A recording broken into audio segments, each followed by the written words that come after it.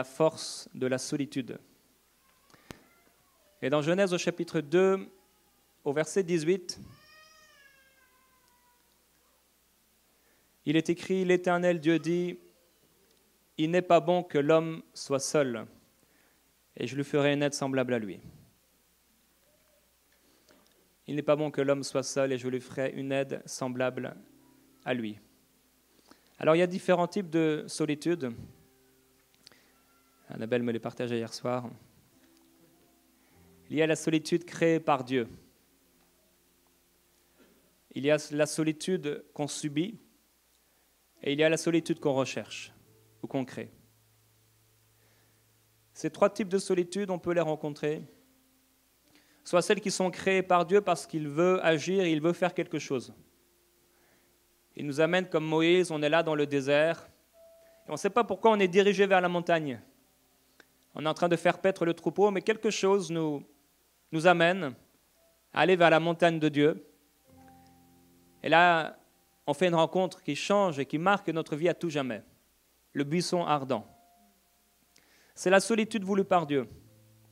Des temps particuliers, où lorsqu'il parle à Ézéchiel ou à Jérémie, et leur demandant de se mettre à part pour lui, lorsqu'il envoie Jésus dans le désert, il est envoyé poussé par le Saint-Esprit. Il y a des solitudes créées par Dieu. Il y a des solitudes subies. Combien de gens subissent la solitude et souffrent de cette solitude? Ils aimeraient pouvoir trouver quelqu'un, mais ils sont seuls. Alors que Dieu a déclaré, il n'est pas bon que l'homme soit seul. Je lui ferai une aide qui soit un vis-à-vis. Quelqu'un avec qui il pourra parler, communiquer. Et il y a aussi la solitude qu'on recherche, qu'on crée nous-mêmes. Parfois pour notre bien, parfois pour notre mal. Parfois c'est parce qu'on est poussé par le découragement, par un esprit, entre guillemets, de dépression, une oppression. Parfois c'est parce qu'on recherche la présence de Dieu. On est là comme cette biche qui soupire. On soupire après la présence de Jésus. On soupire après sa gloire. On soupire après son amour et on crée toutes les circonstances nécessaires, suffisantes pour qu'on puisse être seul avec lui. On ferme nos yeux, on ferme notre cœur à tout ce qu'il y a ailleurs et on fixe nos regards sur Jésus-Christ. Trois types de solitude. Plusieurs caractéristiques de la solitude, j'en ai noté 7, mais il y en a plusieurs. La première, c'est que quand on est seul face à ses pensées. Et en réalité, en tout temps, nous sommes seuls quelque part. Nous sommes toujours seuls face à nos pensées. Et nous pensons. L'apôtre dira, si quelqu'un pense être quelque chose. Nous pensons constamment. Et ce qui se passe là, personne ne le sait, si ce n'est Dieu. Personne ne connaît les intentions de ton cœur. Personne ne sait réellement, ni même ton épouse, ton époux, tes parents ou ton meilleur ami, personne ne sait réellement ce qui se passe là-dedans. Personne ne sait les combats, ne connaît les désirs, ne comprend les pensées qui t'animent. Même toi-même, tu as besoin que Dieu sonde ton cœur et qu'il puisse connaître tes pensées pour parfois te les partager. Deuxièmement, tu es seul face aux tentations. Ève s'est trouvée avec ses pensées, avec une tentation devant elle. Elle s'est retrouvée seule devant cette tentation. Quelqu'un qui est seul face à cette tentation. Et même accompagné, nous avons le choix de ne pas suivre ceux qui voudraient nous entraîner vers le mal. L'Ecclésiaste dit, mieux vaut être à deux que tout seul. Mais même à deux, on prend et on est devant les tentations tout seul. Et Ève s'est trouvée devant cette tentation. Troisièmement, on est seul face à son propre jugement des choses.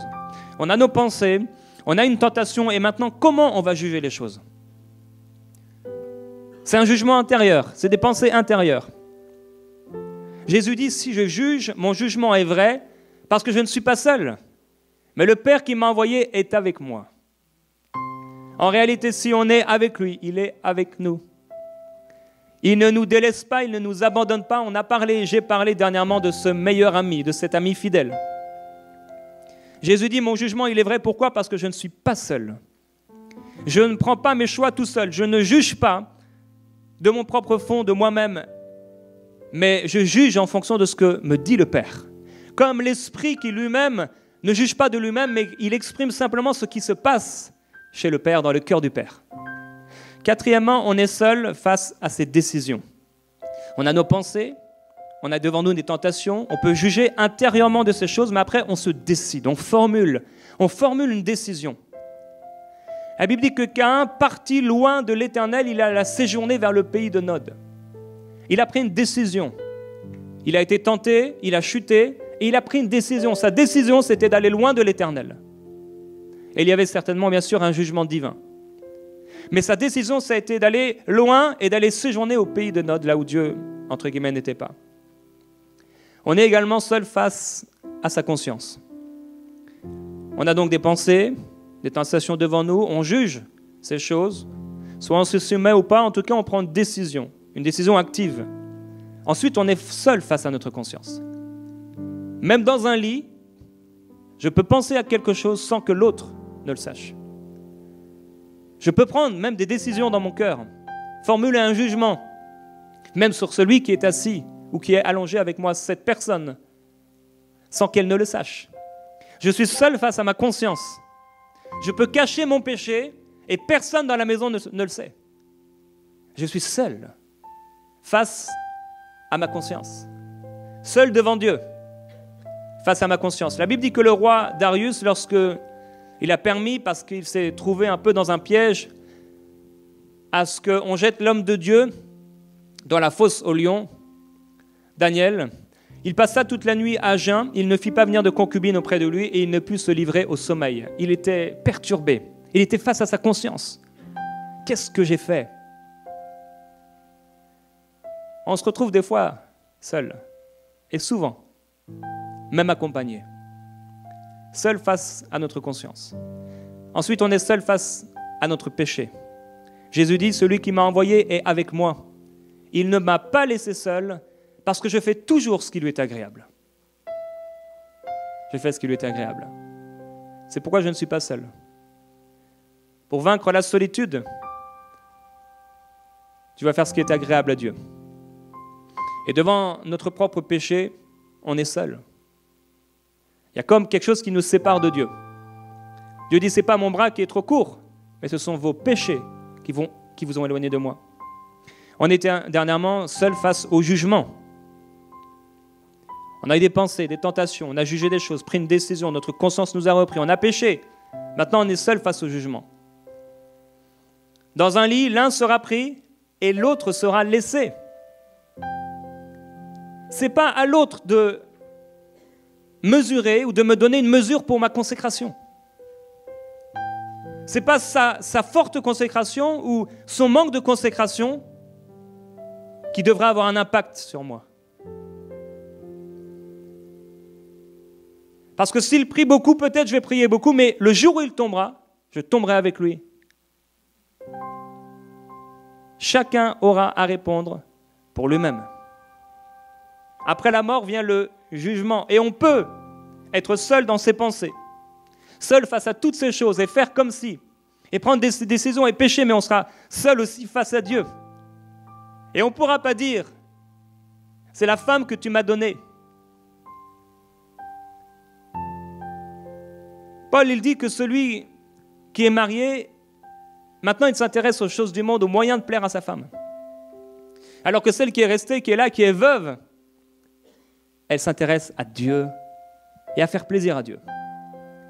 C'est pourquoi il va déclarer à ceux qui sont mariés, ayez comme une pensée à l'intérieur de vous, comme si vous n'étiez pas mariés. En même temps, aimez votre épouse comme Christ a aimé l'Église. Mais pas plus que Dieu, on en a déjà parlé. 7 caractéristiques de la solitude. Maintenant, il y a des dangers de la solitude. L'un des dangers, c'est la fatigue. Moïse va dire, je ne peux pas à moi seul porter ce peuple, parce qu'il est trop grand pour moi. Quand on est seul, on peut être plus enclin à la fatigue. Un peut battre 1000, mais de 10 000. Quand on a un vis-à-vis, une aide, on peut aller plus loin. Quand l'un est découragé, l'autre, normalement, devrait l'encourager. Mais si quelqu'un est seul, qui va l'encourager? Deuxièmement, un des dangers de la solitude, c'est penser qu'on est tout seul. Le prophète Élie se retrouve là, il dit « Moi, je suis le seul prophète de l'Éternel. » Et il y a 450 prophètes de Baal. Il y avait 850 faux prophètes. Mais dans Romains, nous lisons quelle réponse Dieu lui fit. « Je me suis réservé 7000 hommes qui n'ont pas plié les genoux devant Baal. » En fait, tu penses que tu es seul, mais tu n'es pas seul. Des fois, peut-être tu penses que tu es le seul à aimer Dieu, mais tu n'es pas seul. Le seul à souffrir pour Dieu, mais tu n'es pas seul. Tu imagines que tu es le seul à passer par cette tribulation, mais tu n'es pas seul. Il y en a 7000 autres. Tu penses être le seul à devoir faire ce choix. C'est dur de faire le choix de sainteté. Mais il y en a 7000 qui l'ont déjà fait avant toi. Tu n'es pas seul. Tu penses être le premier à gravir la montagne pour te trouver en haut et poser ton drapeau, mais quand tu y arrives, tu trouves 7000 autres drapeaux qui ont été déjà plantés.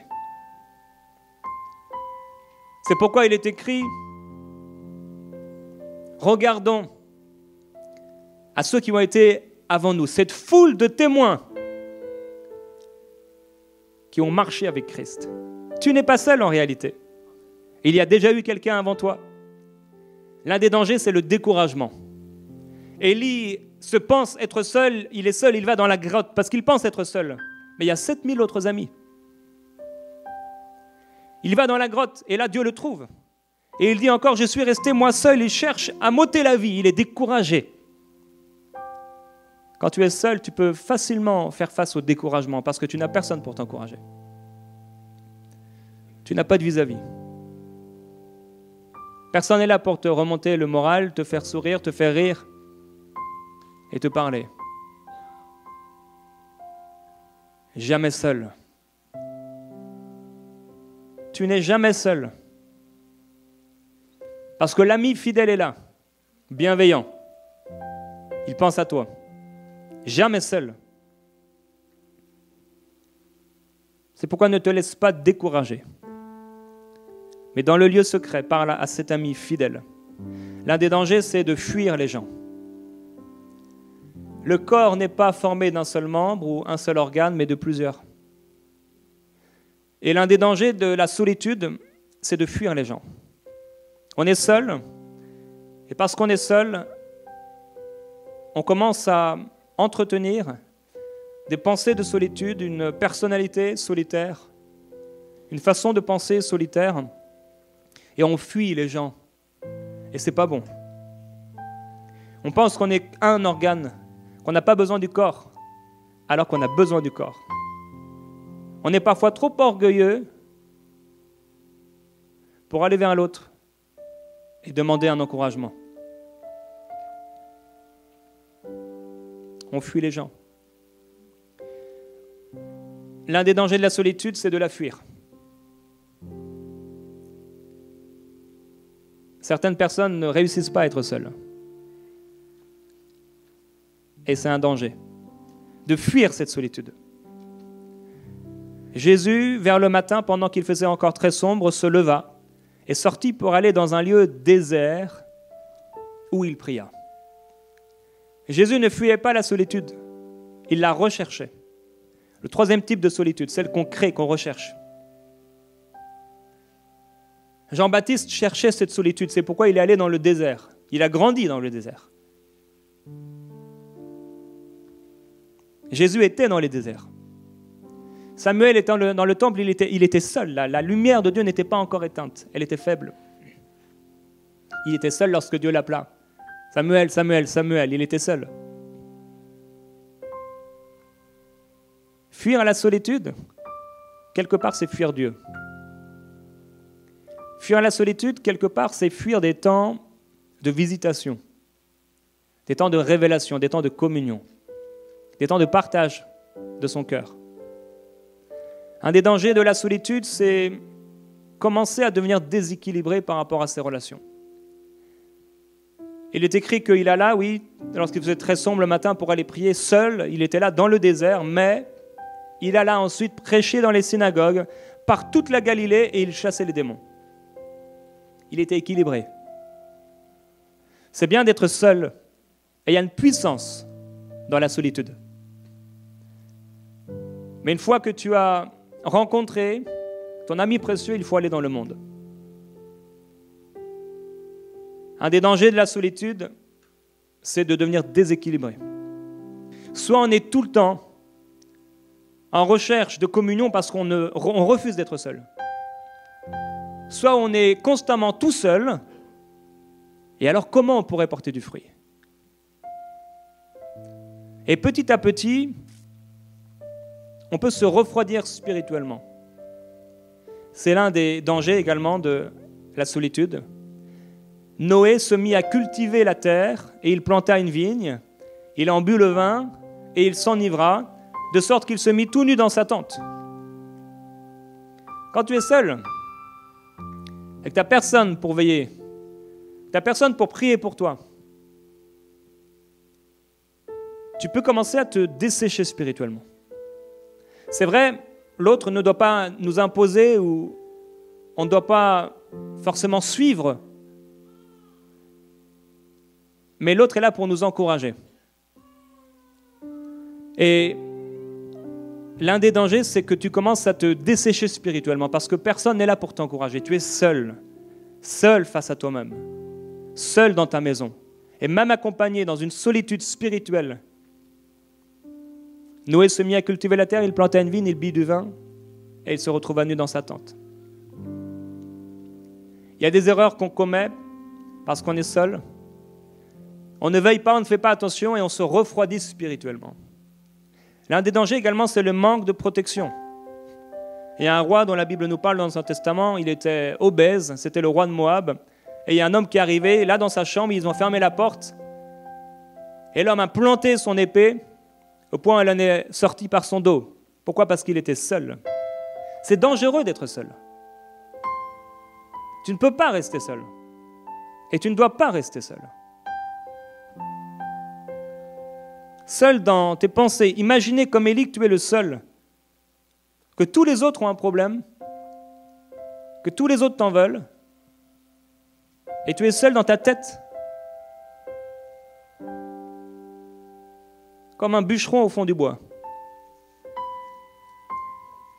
Tu es seul dans ton truc.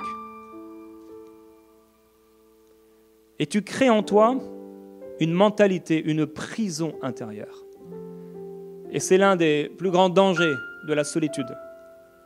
C'est de créer une prison intérieure, y vivre et choisir d'y demeurer. Jésus dit, mais si Satan, comment il peut, Satan, chasser Satan? Comment je peux moi-même me chasser? Plusieurs personnes, vous avez créé une prison intérieure. Votre âme est devenue une prison. Votre tête, c'est une prison. Vous êtes prisonnier de pensées, prisonnier de façons de penser qui ont été peut-être héritées de votre enfance, que vous avez reçues de votre éducation, que des pensées qui ont été formées, forgées à travers des souffrances, de l'abandon, de la jalousie, des critiques. Et ça a formé une pensée. Vous avez été critiqué, vous avez pensé, les hommes sont méchants. Et c'est pourquoi vous fuyez les hommes et vous restez dans la solitude, parce que les hommes sont méchants. Vous êtes dans une prison intérieure. Beaucoup de gens sont prisonniers. Ils grandissent, ils vieillissent, mais ils sont prisonniers. Ils n'arrivent pas à exprimer ce qu'ils aimeraient exprimer. Ils n'arrivent pas à dire ce qu'ils aimeraient dire. Ils sont bloqués complètement. Et le Seigneur relâche les prisonniers. Le Seigneur libère les captifs et l'onction du Saint-Esprit est là pour vous libérer de cette prison intérieure qui a été formée. Vous pouvez en sortir. Vous pouvez sortir de cette prison, faire ce que Dieu vous appelle à faire, parler ce que Dieu vous demande de parler, prier pour les gens envers qui Dieu vous appelle à aller. Vous pouvez faire ce que Dieu vous demande de faire et sortir de cette prison intérieure dans laquelle vous êtes resté, dans laquelle vous demeurez, et que non seulement vous demeurez, mais que vous aimez, vous appréciez. C'est bien de penser, mais pas d'être prisonnier de ses pensées. Jésus dit, si un royaume est divisé contre lui-même, comment il pourra subsister? Personne ne peut entrer dans la maison d'un homme fort et piller ses biens sans auparavant avoir pillé l'homme fort. Et j'ai vu comme un mauvais esprit tenir la cervelle de quelqu'un, lier l'homme fort. La prison intérieure, comme prise par un mauvais esprit, comme un singe qui presse le cerveau, la pensée d'un homme, d'une femme, et qui le rend esclave et captif. Il est esclave. Beaucoup de chrétiens sont esclaves encore dans leurs pensées. Ils sont tenus captifs. Ils sont sous une oppression. Ils ne réussissent pas à en sortir. Ils n'arrivent pas à dire « je t'aime », ils n'arrivent pas à éprouver des sentiments, ils n'arrivent pas à faire, ils n'arrivent pas à prendre dans les bras, ils n'arrivent pas à aimer, ils sont liés, esclaves. Mais aussi longtemps que tu apprécieras cela, que tu resteras et que tu voudras y demeurer, aussi longtemps tu seras esclave. Comment tu pourras chasser ce que tu aimes? Comment tu pourras chasser ce dans quoi tu vis? Non, le Seigneur veut te libérer. 3 types de solitude, on a vu. Plusieurs caractéristiques de la solitude, on en a vu 7. On a vu plusieurs dangers de la solitude. Maintenant, Jésus dit, voici l'heure vient, elle est déjà venue, où vous serez dispersés chacun de son côté et vous me laisserez seul. Mais il répète, je ne suis pas seul, parce que le Père est avec moi. On sait qu'à Gethsémane, quand Pierre a essayé, il n'a pas compris, ils ont tous fui, ils l'ont abandonné. Il s'est retrouvé tout seul, abandonné de tous. C'est lui qui, dans les jours de sa chair, il a supplié Dieu, il a présenté avec des grands cris et des larmes, des prières et des supplications à celui qui pouvait le sauver de la mort. Il était seul dans la prière. C'est vrai, il a pris ses amis, mais au bout d'un moment, il les a laissés et il a continué seul. Il était seul. Et c'est seul dans la prière qu'il a crié à Dieu pour avoir la force nécessaire. Seul dans la prière. Abandonné. Il y a une malédiction de la solitude, l'abandon. Il a été seul, abandonné, et lorsqu'il était sur la croix, il a déclaré, « Père, pourquoi m'as-tu abandonné ?» Il a été maudit sur la croix et il a été comme abandonné par le Père pendant un temps. Il a été maudit dans l'abandon du Père.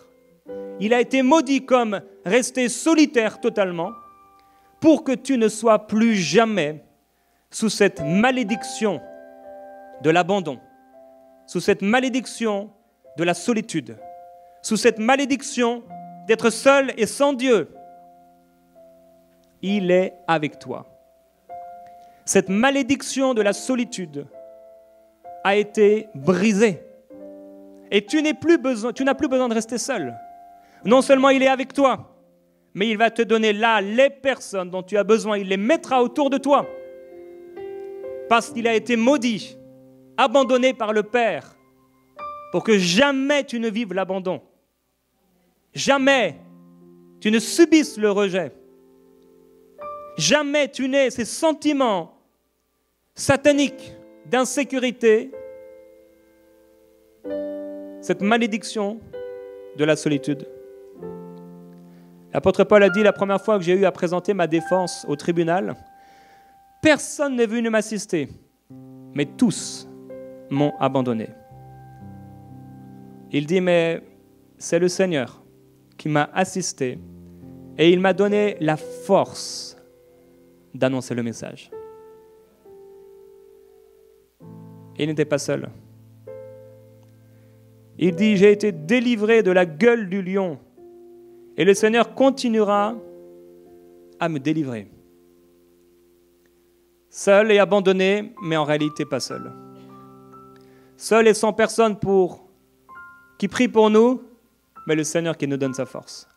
Personne qui nous fortifie, personne qui nous encourage, mais le Seigneur qui le fait. C'est lui qui le fait. Personne pour nous délivrer, mais il le fait, il délivre et il continue de délivrer. Alors il y a des bienfaits dans la solitude. La Bible dit que celui qui a souffert dans la chair, il en a fini avec le péché. Afin de vivre non plus sur les convoitises des hommes, mais selon la volonté de Dieu.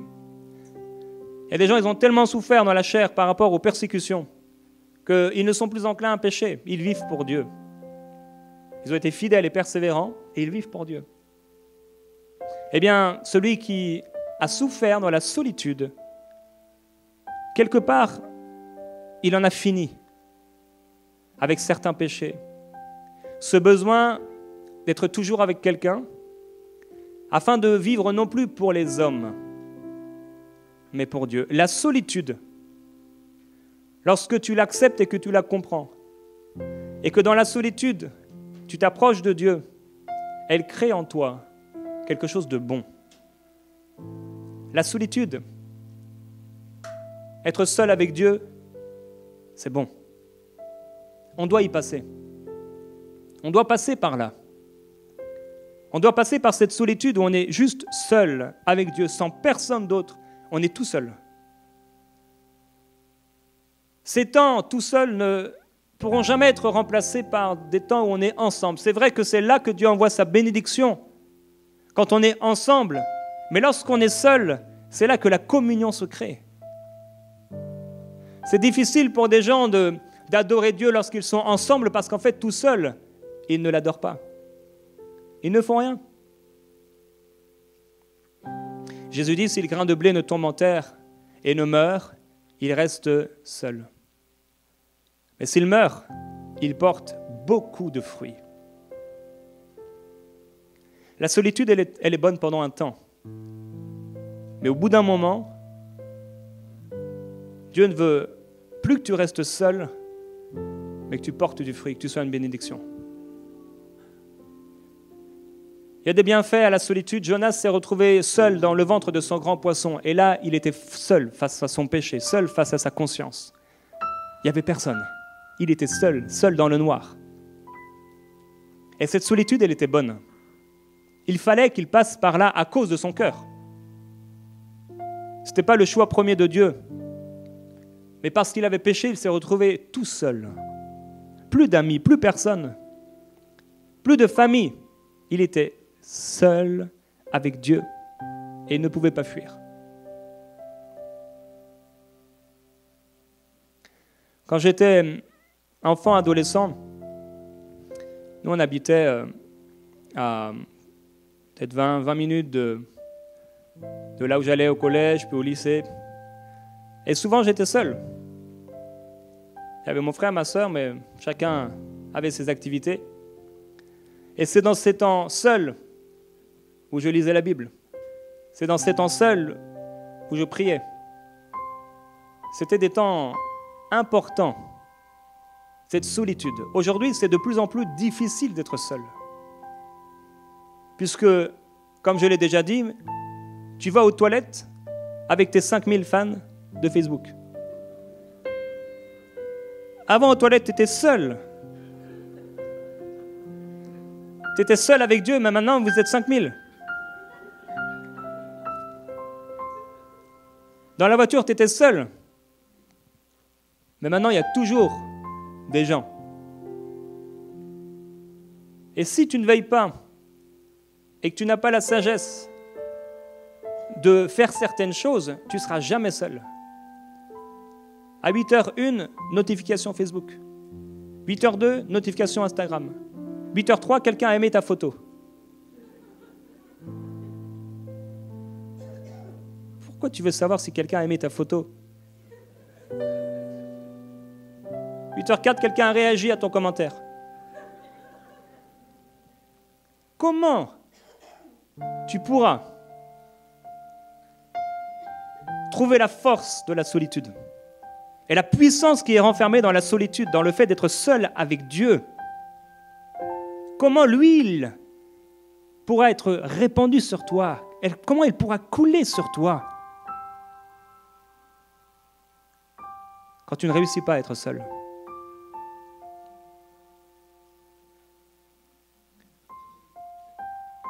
Ils n'ont pas pu trouver la gloire de Dieu parce qu'ils aimèrent plutôt la gloire des hommes. Les gens, ils ne peuvent pas être seuls.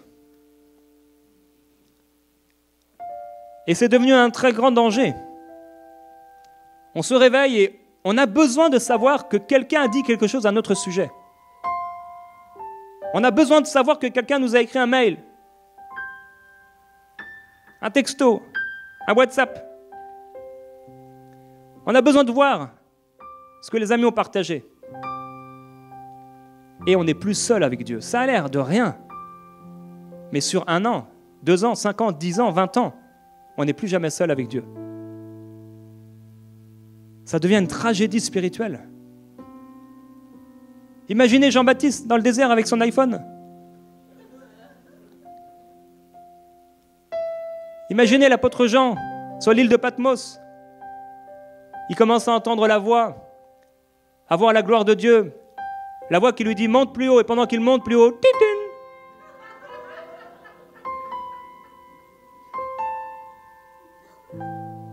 On n'aurait pas l'Apocalypse.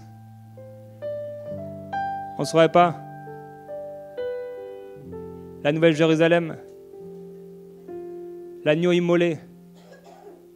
On serait là en train de pleurer parce qu'on ne saurait pas si quelqu'un va ouvrir les 7 sceaux. On ne saurait même pas c'est quoi ces sceaux. On ne saurait pas qu'il n'y aura plus ni pleurs, ni maladie, ni rien, ni mort. À cause d'un texto qu'il aurait reçu. Il y a une force dans la solitude. Il y a une puissance dans le fait d'être seul avec Dieu.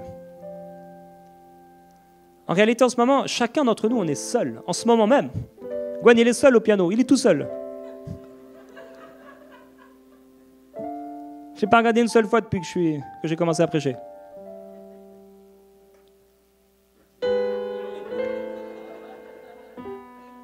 Il est seul face à ses pensées.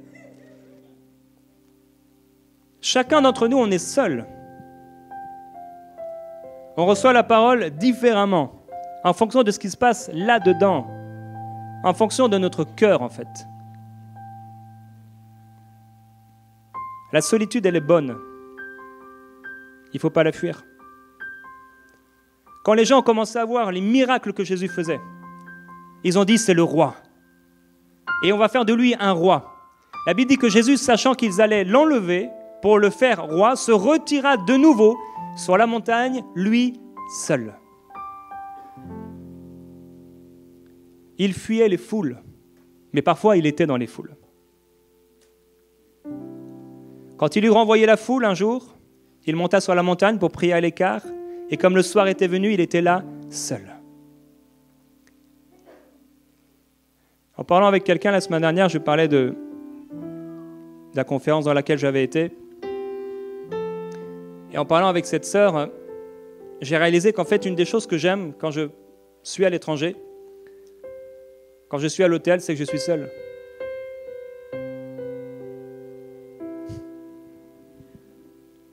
Et samedi dernier, je me suis réveillé. J'ai dit, je vais passer un temps.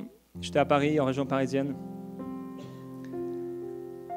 Je vais passer un temps avec le Seigneur et j'ai éteint mon téléphone et je me suis dit, je vais l'éteindre, je vais rester juste avec Dieu. Et là, en un instant, quand j'ai éteint le téléphone, sa présence est descendue avec une telle force. C'était extraordinaire. Vous savez, ces temps qui nous font du bien, ces temps dont on a besoin. Et je pleurais. Il me remplissait d'une joie. C'est extraordinaire.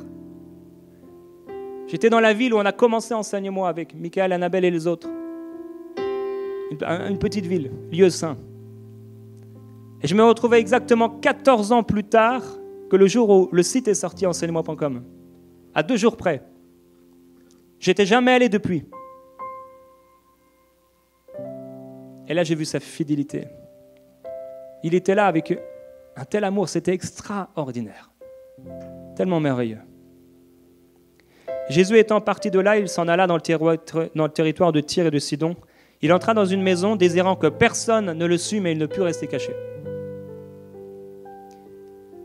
Il y a des temps où on doit aller dans une maison seul. Il y a des temps qu'on doit vivre tout seul. Un temps à part. Il n'y a pas la télé, il n'y a pas de téléphone, il n'y a personne. Il n'y a pas de magazine, il n'y a pas de livre. On est juste avec lui. Et au début, ça peut faire bizarre. mais il va être là. L'apôtre Paul, à un moment à Troas, il voulait marcher seul. Et Luc, il écrit qu'il a laissé ses compagnons pour marcher tout seul et rejoindre ses amis à Assos. Et eux, ses amis, Luc y compris, ils y allaient en bateau. Mais lui, il a décidé de marcher tout seul pendant plusieurs jours. Pourquoi ? Parce qu'il avait compris la force de la solitude, d'être seul avec Dieu. Et c'est ce qu'il dit dans son épître. Il dit, mais lorsqu'il a plu à Dieu de révéler en moi son Fils, je n'ai consulté ni la chair ni le sang, mais je ne montais pas à Jérusalem vers ceux qui furent apôtres avant moi, mais je suis parti pour l'Arabie. Il allait dans un lieu seul. Il s'est converti, il allait dans un lieu tout seul. Et il a été formé par Dieu. Il a été formé par le Seigneur. La formation, elle se fait seule. Elle se fait aussi accompagner. Et ce n'est pas l'un sans l'autre, c'est les deux. Quand il se retrouvait à Éphèse, on l'a supplié de rester. Il allait dire non, il faut absolument que j'aille à Jérusalem. Il voulait rester seul, il ne voulait pas rester avec eux. Parce qu'il avait pris une décision. Il préférait être seul à faire la bonne chose qu'avec plein de gens à faire la mauvaise chose, même si elle paraissait être bonne. On a vu que Moïse était en train de faire paître le troupeau. Il les a amenés derrière le désert et là, l'ange de l'Éternel lui est apparu. Il était seul quand l'ange de l'Éternel lui est apparu. La mère de celui qui allait devenir Samson était seule lorsque l'ange lui est apparu. Elle a raconté ça à son mari et l'ange est revenu une deuxième fois au moment où elle était seule. Lorsque Daniel a eu cette vision du Seigneur, il était seul. Quand Ézéchiel était là et que Dieu l'a pris pour aller dans la vallée des ossements desséchés, il était seul. Quand l'ange est apparu à Marie, elle était seule. Quand l'ange est apparu à Joseph, il était seul. En fait, la majorité des rencontres divines fortes, les gens étaient seuls. Si tu n'es jamais seul, comment Dieu pourra te rencontrer ? Si tu n'es jamais seul, comment tu pourras vivre cette intimité profonde avec lui ? Il y a des temps que tu vas vivre avec Dieu, c'est juste avec lui seul. Et ces temps te formeront. Tu ne te diras pas c'était parce que les autres étaient là. Tu étais seul. C'est seul que tu as prié. C'est seul que tu l'as cherché. Et c'est seul qu'il t'a trouvé. C'est seul qu'il t'a rempli. C'est le seul qu'il t'a fait voir sa gloire. Il dit de David, j'établirai sur mon peuple un seul berger. Il sera leur seul berger. Et David dit à Saül, ton serviteur, il faisait paître les brebis de son père, et quand un lion ou un ours voulait en enlever une du troupeau, je courais après lui, je le frappais, je l'arrachais de sa gueule. Et s'il se dressait contre moi, je le saisissais par la gorge, je le frappais, je le tuais. Il était seul. C'est extraordinaire. Imaginez, vous étiez là de loin, vous voyez David faire ça. Il était seul. Vous voyez l'ours commencer à arriver vers lui et là vous dites il va se faire manger. Et vous allez prendre sa gueule et le frapper. Tout seul, sans l'aide de personne. Il y a des combats, on les vit seuls. Il y a des victoires, on les a seuls. Il y a des victoires dans la prière, des combats dans la prière. Les autres ne pourront jamais les combattre parce que c'est à nous de les combattre. C'est parce qu'il a réussi à être seul devant le lion et devant l'ours qu'il a été seul devant Goliath et qu'il n'a eu besoin de personne. Et en réalité, personne n'était là pour l'aider. Personne n'était là pour vaincre ce géant. Mais parce qu'il avait appris à être seul, eux, le peuple, ils étaient tous ensemble. Mais tous ensemble, ils avaient peur. Tous ensemble, ils restaient. Tous ensemble, ils étaient effrayés. Mais lui, tout seul, parce qu'il était tout seul, mais il n'était pas tout seul, il était tout seul avec Dieu. Il a développé sa foi. Il a développé sa confiance en Dieu. Il a développé sa vie de louange. Il a développé sa vie de prière. Et ce qu'on voit là, c'est Goliath, tué par David. Mais ce qu'on ne voit pas et ce qu'on réalise, c'est qu'en fait, quand on lit dans les psaumes, il s'était préparé bien à l'avance. Il avait une communion avec Dieu. Il disait, mais qu'est-ce que l'homme pour que tu prennes garde à lui ? Qu'est-ce que le Fils de l'homme quand je regarde les étoiles ? et que je contemple l'ouvrage de tes mains. Mais qu'est-ce que l'homme pour que tu prennes garde à lui? Parce que Dieu était en train de prendre garde à lui. Il ressentait la présence de Dieu quand il était tout seul avec ses brebis. Il était seul, mais il n'était pas seul. Dieu était avec lui. Et il n'a pas fui la solitude. Il était le berger qui prenait soin de ses brebis. Il n'a pas fui la solitude, il a appris à connaître Dieu. Il a appris à être seul avec Dieu. Il a appris à écouter la voix de Dieu. Il a appris à penser à Dieu. Il a appris à parler à Dieu. Il a appris à exprimer ce qu'il y avait dans son cœur. Il a appris à dire ses problèmes à Dieu. Et c'est pourquoi lorsqu'il a dû fuir devant Saül, et quand parfois il a fui, il était tout seul, eh bien quand il est en train de fuir devant Saül, c'est encore tout seul qu'il parlait à Dieu. C'est tout seul qu'il exprimait ses peurs, il exprimait ses défis. C'est tout seul et c'est à Dieu seul qu'il mettait sa confiance, en lui seul. Et les psaumes continuaient à être écrits les uns après les autres, par ses prières, par sa vie, parce qu'il avait appris à être seul. Mais s'il n'avait pas appris à être seul, déjà il aurait été tué devant Goliath. S'il n'avait pas appris à être seul quand il aurait fui devant Saül et qu'il s'était retrouvé seul, il serait mort de peur, parce qu'il n'a pas appris à être seul. C'est pourquoi l'apôtre Paul dit à Timothée, « Occupe-toi de ces choses et donne-toi tout entier à elles afin que tes progrès soient évidents de tous. » D'abord, ça se passe seul. Ensuite, c'est visible aux yeux de tous. Il y a une formation que tu dois faire. Tu ne dois pas la fuir. Cette formation, tu vas la faire seul. Seul dans ta chambre, seul dans ta maison, seul dans ton bureau. Tu seras seul avec la Bible. Et tu vas devoir faire des progrès. Tu vas devoir la lire, tu vas devoir la méditer, tu vas devoir comprendre. Tu vas devoir savoir qui est Moïse, qui est Abraham, qui est Jacob. Tu vas devoir comprendre qui est le Père, qui est le Fils, qui est le Saint-Esprit. Tu vas devoir connaître, tu vas devoir prendre du temps, seul. Ça devient de plus en plus dur pour les gens de lire. Surtout des gros livres.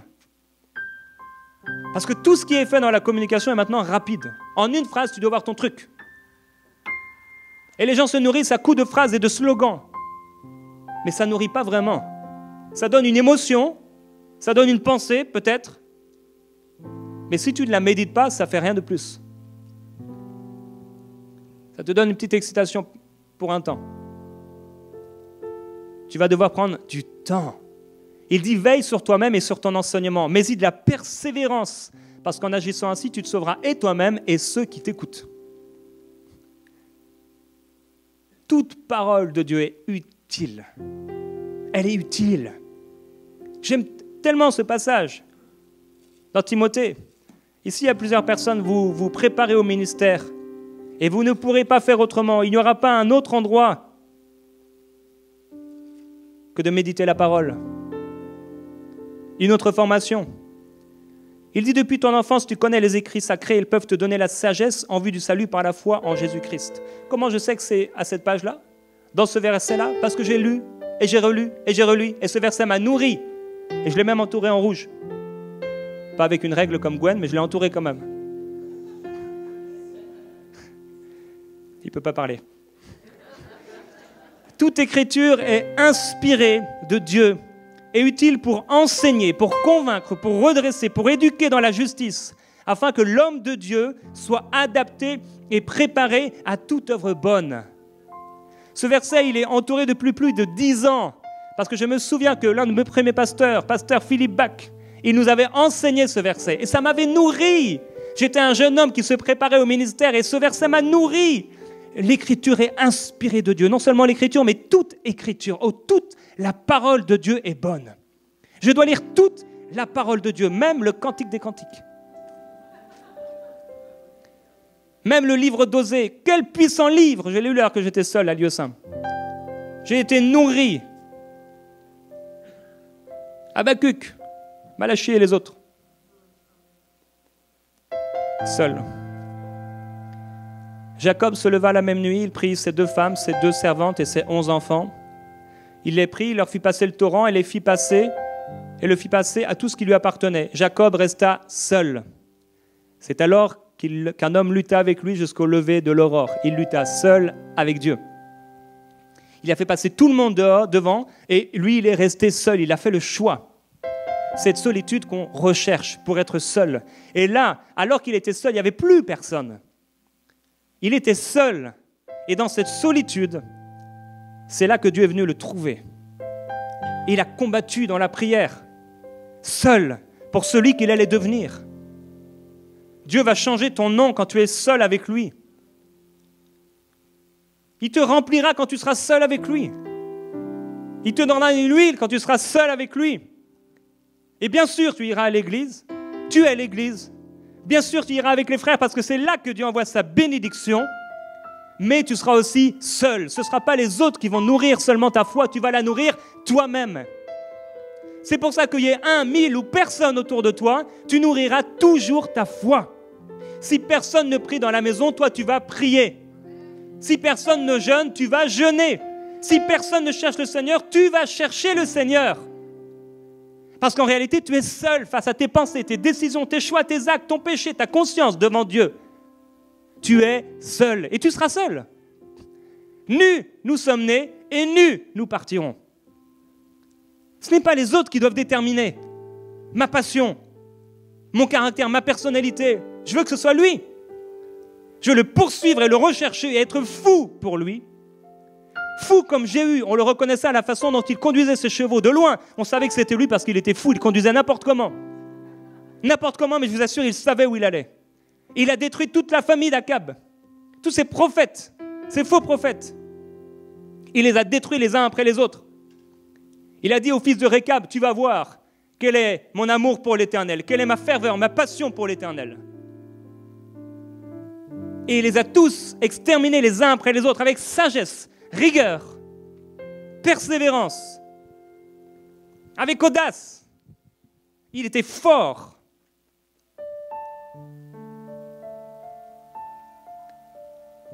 Il est écrit, ceux qui habitent les ruines de la terre d'Israël disent, Abraham était seul, tout seul, et il a reçu le pays en héritage. Et puisque nous sommes nombreux, c'est à nous que le pays a été donné en propriété. C'est pourquoi le Seigneur dit, vous mangez vos aliments avec le sang, vous levez les yeux vers vos idoles, vous versez le sang et vous posséderiez le pays. Ces gens ont été un peu comme les pharisiens qui disent, nous avons pour père Abraham. Il dit, lui, il était seul, il a reçu le pays et c'est à nous qu'il a été donné. Nous sommes nombreux. Ce n'est pas simplement le fait d'être chrétien qui va te faire marcher dans les bénédictions, non. C'est d'être seul avec lui. On ne peut pas se réclamer de la force que donne la solitude quand on est nombreux et qu'en plus on vit n'importe comment. Tu ne pourras pas vivre la puissance et la gloire de la solitude juste parce que tu t'appelles chrétien,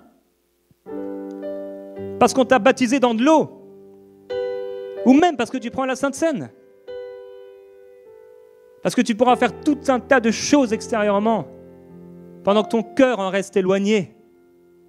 Reste éloigné de son cœur. L'Esprit de Dieu veut t'encourager aujourd'hui à être seul avec lui. À chérir ces temps seuls et à sortir aussi de cette prison intérieure de solitude. Il y a la bonne solitude, il y a la mauvaise solitude.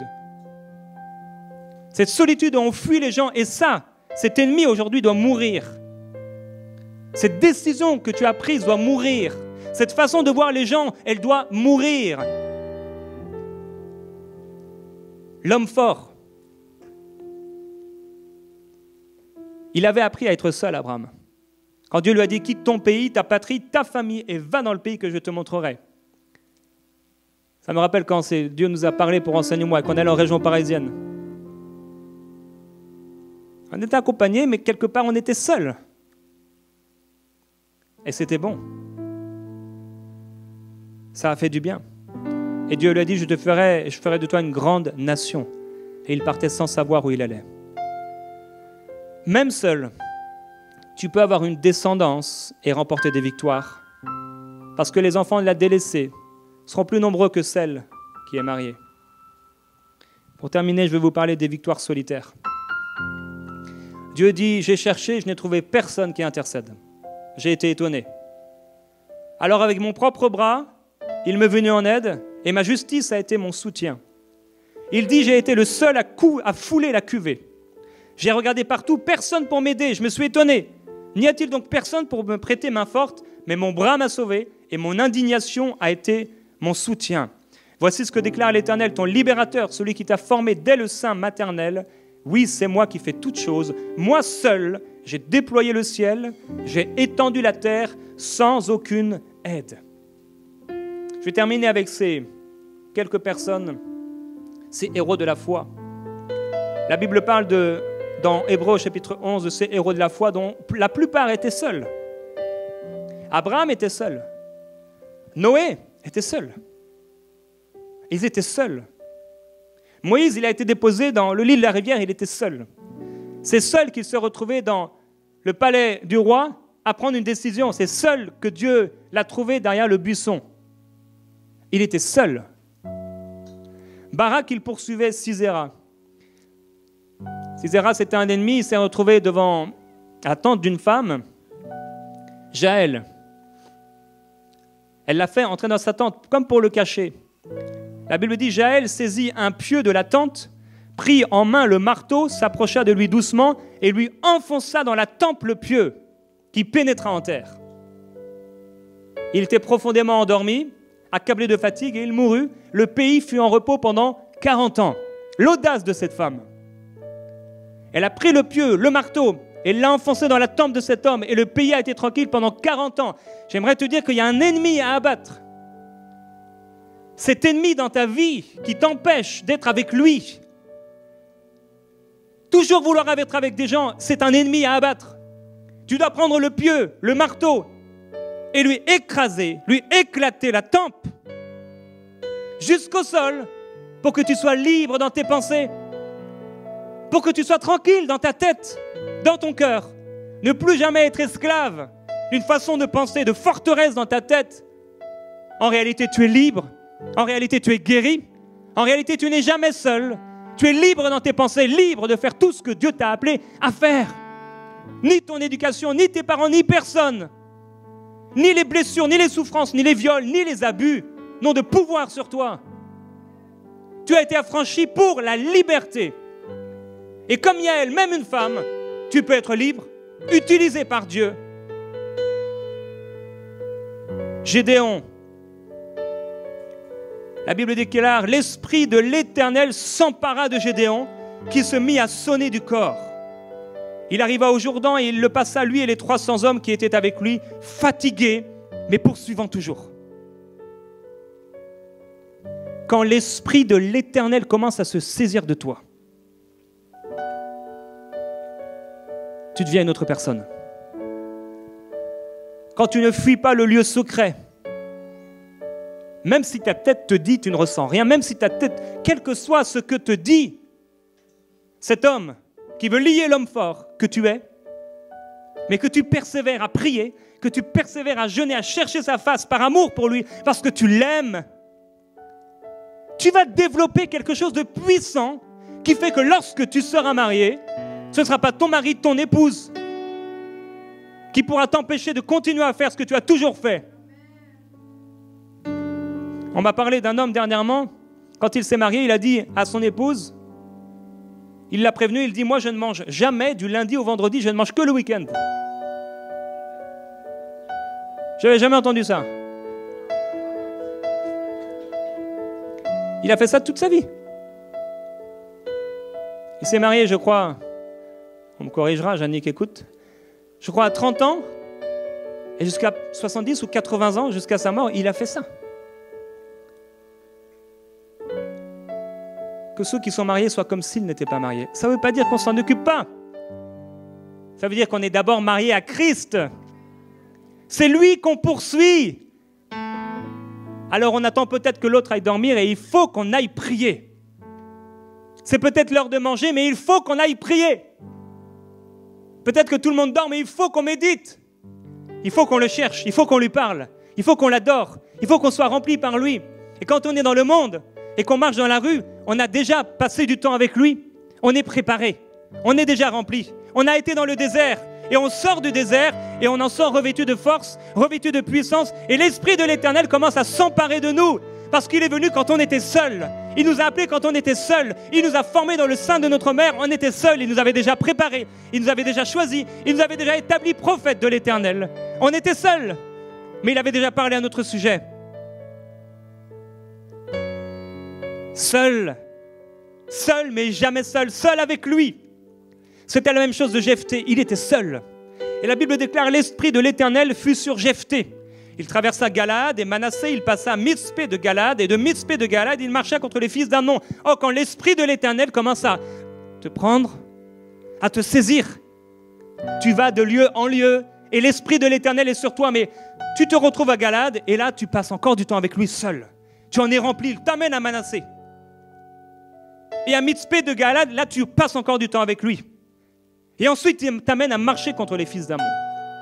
Partout où tu vas, dans toutes les maisons où tu habites, dans tous les pays où Dieu t'amène, dans toutes les villes que tes pieds foulent, il est toujours avec toi. Tu passes toujours du temps avec lui seul. Tu trouves le temps, le moment, tu es seul.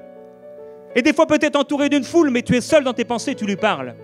Tu es dans les magasins et tu parles en langue. Tu es seul. Tu parcours les jours, la nuit, tu es seul avec lui.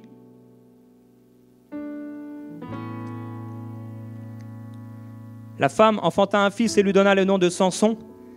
L'enfant grandit et l'Éternel le bénit. Et l'esprit de l'Éternel commença à l'agiter. On pourra reprendre le chant de tout à l'heure. L'esprit de l'Éternel commença à l'agiter. Littéralement, il a commencé à lui donner des coups. Je voudrais vous dire que le Saint-Esprit est encore réel, vivant. Le Saint-Esprit veut encore aujourd'hui se manifester. L'Esprit de Dieu encore vivant, il va donner des coups. Il va te visiter. Il va te saisir. Saisir ta vie. Il va te prendre. T'agiter. Te donner des coups intérieurs jusqu'à ce que tu sois rempli à déborder. Il te donnera des coups, il va t'agiter. L'esprit de l'Éternel qui était sur Gédéon, l'esprit de l'Éternel qui était sur Jephthé, l'esprit de l'Éternel qui était sur Samuel, c'est l'esprit de l'Éternel qui veut te remplir. Il veut remplir ta vie à déborder. Que tu sois tellement rempli de lui, et quoi que tu fasses, il est là. Ce n'est plus ce que pensent les autres. Ce n'est plus la gloire humaine. Ce n'est plus ce que décident les autres. C'est ce que décide l'Esprit. Il te remplit à un point où il commence à t'agiter intérieurement. Il s'agite en toi comme un bébé dans le ventre de sa mère. Il t'agite. Et c'est là que naît la vision. Dans l'esprit. Dans l'esprit, la vision naît. Dans l'esprit, il parle avec clarté. Il parle sur les moissons, sur les semailles, il parle l'abondance, la vitalité, la vie pour l'éternité. Il déclare et il décrète, alors qu'il t'a amené à l'existence et qu'il amène toutes choses à l'existence avec ta parole et le pouvoir qu'il t'a donné. Parle et les choses arriveront. Commence à les formuler et elles arriveront. Poursuis la vision qu'il a placée dans ton cœur parce qu'il se meut. À l'intérieur de toi, il t'agite. Il t'agite, il se déplace, il te remplit.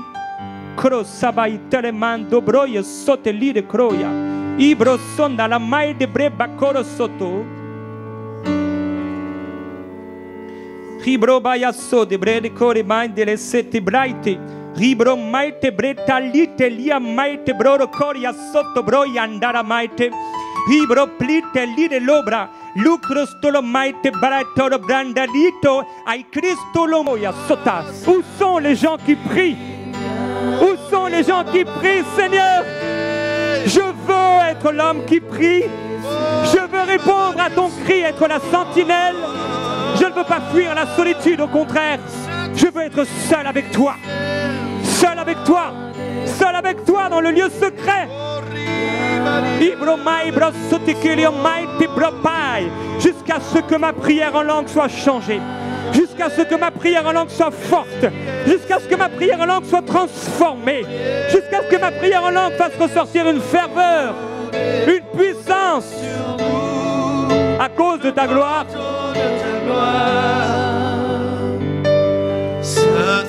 Je vais vivre quelque chose de nouveau. Je vais vivre quelque chose de nouveau. Il y a quelque chose de nouveau. Il y a une nouvelle saison. Il y a une nouvelle ferveur. Il y a une nouvelle passion. Non pas à cause de moi, mais à cause de lui. Parce qu'il a établi, dans les derniers temps, je répandrai de mon esprit sur toute chair. Vos fils et vos filles prophétiseront. Vos jeunes gens auront des visions, et vos vieillards des songes.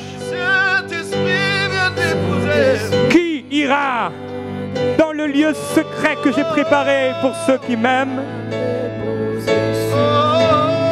Ne fuis pas, mais deviens un vase d'honneur. Ce sont des choses que l'œil n'a pas vues et que l'oreille n'a pas entendues. Des choses que Dieu a réservées, qui ne sont pas encore montées au cœur de l'homme, qu'il a réservé pour ceux qui l'aiment. Ce n'est ni par force et ni par puissance, mais c'est par mon esprit. Ce ne sera pas le fruit de ton intelligence, mais le fruit de mon esprit dans ta vie. C'est pourquoi je commence à t'agiter. Je commence à agiter ton esprit. L'esprit de l'Éternel le mettra en déroute. Oh, Esprit Amambolo, viens déposer. Si tu as soif d'un manteau nouveau, viens sur le devant et sois rempli. Sois rempli. Sois rempli. Sois rempli. Sois rempli. Si tu veux un manteau nouveau, approche-toi. Esprit de Jésus. Viens nous surprendre.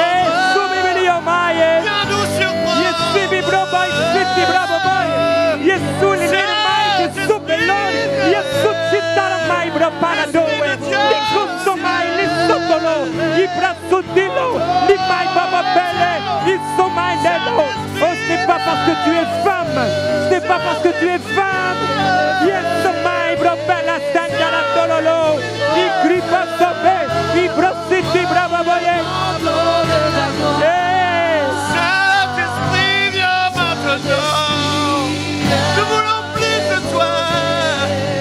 Nous voulons plus de toi. Nous voulons plus de toi. Nous ne sommes pas rassasiés. Saint-Esprit, viens. Esprit de Jésus. Esprit de Jésus. Brava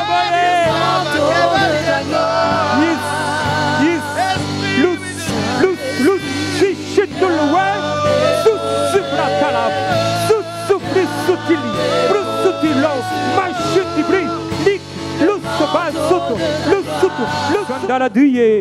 Je fais de toi un lion audacieux. Marche devant ma face et sois intègre. Ribrosso di lì dello bande de coach. Ribrosso di lì dello yamai dello shiki. Ribrosso di lì del coro bobo. Les fleuves d'eau vive. Oh greya baba yesoti. Igro baba yendere yababoye. Oh Esprit de Jésus, nous proclamons ta gloire. Nous proclamons ta gloire. Nous appelons les fleuves d'eau vive. Nous appelons les fleuves d'eau vive. Nous appelons la gloire de notre Dieu. Je sors de cette tiédeur. Je sors de cette froideur. Je sors de ce fauteuil. Je sors au nom de Jésus. Nous appelons. Je suis un feu pour Dieu. Je suis passionné pour Dieu. Je suis un feu. Une flamme de feu. Une flamme de feu. Nous appelons la gloire de notre Dieu. Je suis une flamme de feu. Je suis une flamme de feu. Nous appelons la gloire de notre Dieu. Nous appelons les flammes de vive. De nouveau, quelque chose de nouveau sur cette église. Ouvre les églises. Au nom de Ouvre Jésus. les églises. Nous appelons les flammes de vive. les fleuves d'eau vive, nous appelons la gloire de notre Dieu. Nous allons prier en langue. Priez en langue. Alléluia, chantre de l'Éternel, serviteur du Dieu très haut. Parce que vous êtes à moi, dit le Seigneur. Vous m'appartenez en propre et j'ai mis en vous mon langage. Alléluia.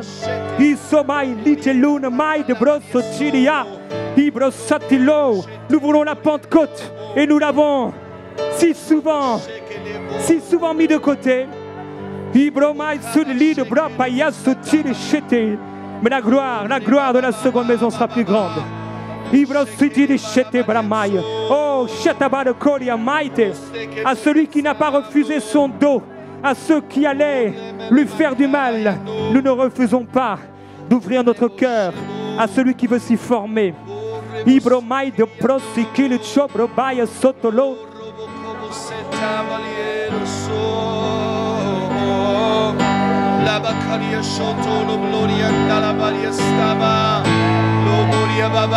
Commence à prier en langue là où tu es.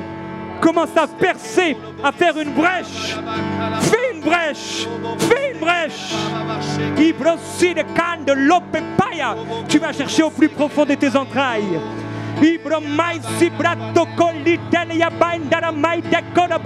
Cette décision que tu n'avais pas prise, maintenant elle est prise. Maintenant c'est fait. Cette personne que tu voyais, cette pierre que tu voyais, la pierre de l'église, maintenant, ce n'est plus seulement quelque chose que tu vois, c'est quelque chose que tu deviens. Tu voyais cette femme, tu voyais cet homme, et tu aurais voulu être cette personne que Dieu avait mise, inscrite dans ton cœur. Tu le deviens aujourd'hui. Tu le deviens aujourd'hui. Tu n'es plus en train de la poursuivre. C'est ce que tu es. C'est ce que tu es. Alors ne dis plus je suis un enfant, car tu iras vers tous ceux envers qui je t'enverrai. Et tu leur diras mes paroles et je serai avec toi.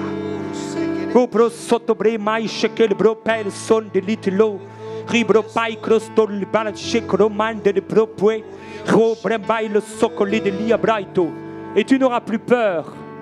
Tu n'auras plus peur de vivre des abus spirituels. Mais libre,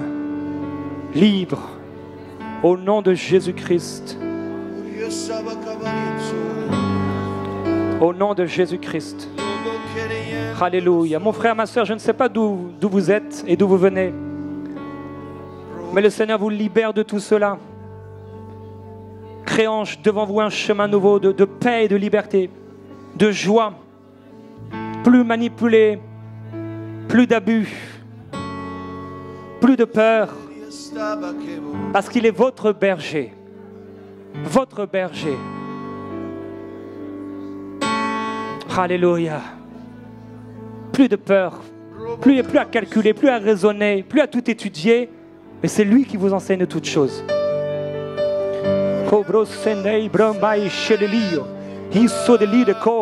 Oh, je vois des visions. Je vois des visions, des choses qui sont là dans vos cœurs. Dans ton cœur. Et c'est comme si tu ne crois plus. Parce que tu as regardé à ce que tu étais, à ce que tu n'as pas fait. Ça te paraît impossible. C'est comme si tu le touches juste du bout des doigts. Et le Seigneur dit, c'est maintenant. Ne dites plus, c'est pour des jours lointains. Mais Dieu dit, toute parole que je donne, c'est pour maintenant. Maintenant. C'est pourquoi crois. Prends courage et crois.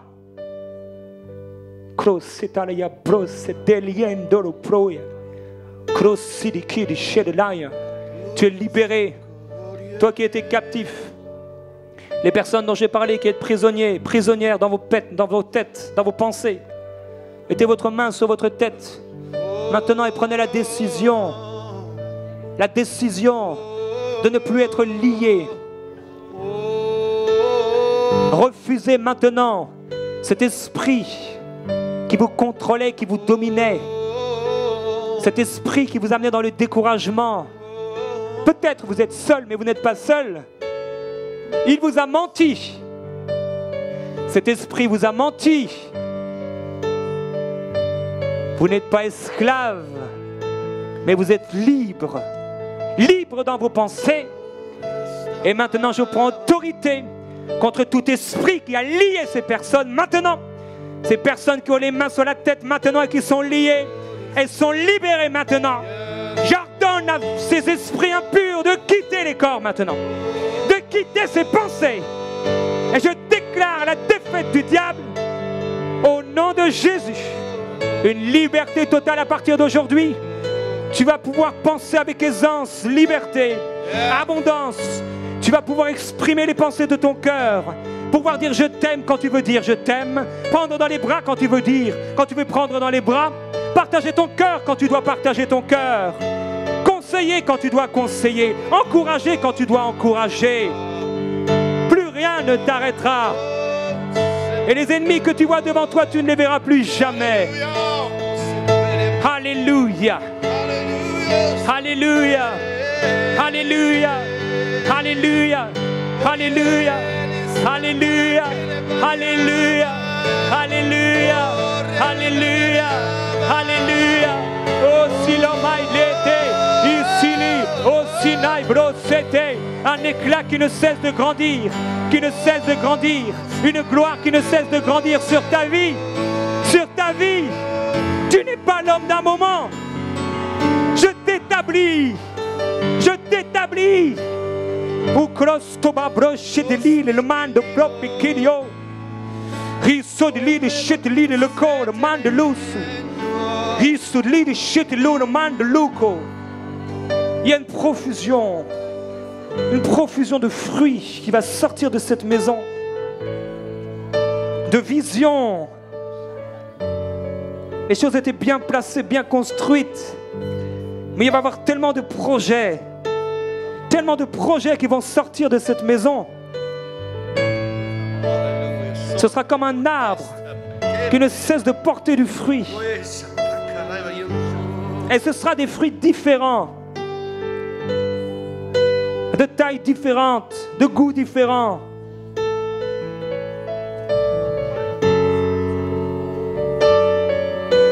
Alléluia.